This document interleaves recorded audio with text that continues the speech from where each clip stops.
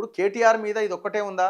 ఇది ఓన్లీ 70 కోట్లకు సంబంధించిన వ్యవహారం. వేల ఎకరాల, లక్షల ఎకరాల భూములకు సంబంధించిన వ్యవహారం కేటీఆర్‌తో పాటు లింక్ అయి ఉన్నది. దాన్ని ఎందుకు తేల్చారు? దాన్ని తేల్చరు సరికదా కేటీఆర్ దగ్గర ఉన్న బినామీలని, కేటీఆర్ దగ్గర ఉన్న ఆయన మనుషులను తీసుకొచ్చి మళ్ళీ ఇప్పుడు రేవంత్ రెడ్డి దగ్గర కూర్చోబెట్టుకున్నారు. హూ ఈజ్ ఏవీ రెడ్డి? కేటీఆర్ దగ్గర ఉండే వ్యక్తి. ఆయన ఇప్పుడు ఏడున్నాడు?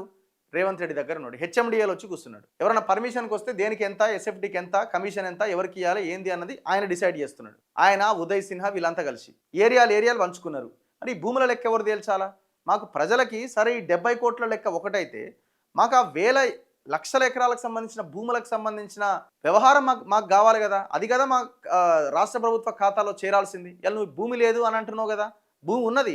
25 లక్షల ఎకరాల భూమి ప్రభుత్వ భూమి పట్టాల కింద మారిందని లెక్కలు చెప్తున్నాయి. మరి అదంతా భూమే కదా.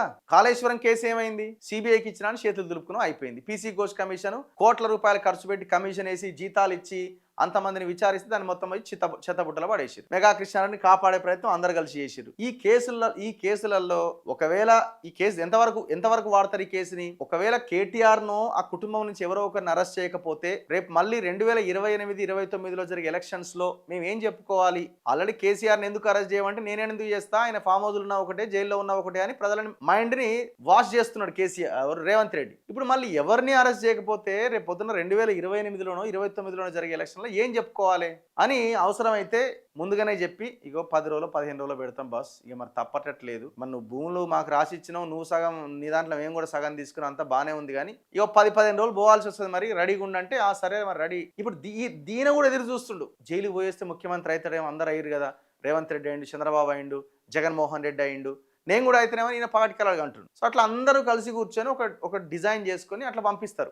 ఇక వెనకాల ఉన్న కార్యకర్తలు మా నాయకుని అరెస్ట్ చేసిరని దిష్టిబొమ్మ తగలబెట్టు, ఈయన వైపు ఈయన ఇదంతా ఒక డ్రామా నడుస్తుంది. ఇక 15 రోజులకు 20 రోజులకు మళ్ళీ ఆయన ఒక వాహనం వేసుకొని జైలు నుంచి బయటకు వచ్చాడు, పెద్ద ర్యాలీ చేసి లీడర్గా ప్రొజెక్ట్ అవుతాడు. ఇదంతా పెద్ద కథ. ఇంతకు మించి ఏమైనా ఉందా చెప్పండి? మాకు కావాల్సింది ఆయన జైలుకు పోవాలనో ఇంకోటి కాదు. తిన్నది కక్కిస్తామన్నారు 1,00,00,000 కోట్ల పైన, 1,00,000 ఎకరాల పైన, లక్షల ఎకరాల భూములు. మరి ఆ తిన్నది కక్కించే ప్రక్రియ ఎంతవరకు వచ్చిందని అడుగుతున్నాం. దానికి ఆన్సర్ ఉండదు రేవంత్ రెడ్డి దగ్గర.